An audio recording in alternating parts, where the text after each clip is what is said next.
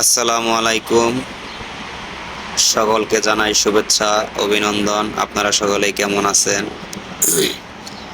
আমি আফিফ ছিলাম যখন আফিফে এটা হচ্ছে বড়ই গাছ।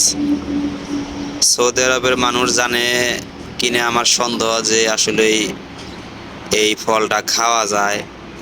আমার মনে হয় জানে না, আর তাদের এত আগ্রহ নাই যেটা কি কি করে খায় কিনা।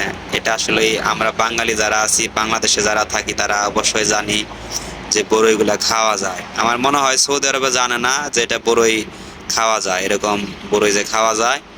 এটা অনেক সুন্দর। আমি হঠাৎ করে রাস্তা দিয়ে হাইটে যাওয়ার সময় আফিফ যখন ছিলাম তখন এই ভিডিওটা করছিলাম।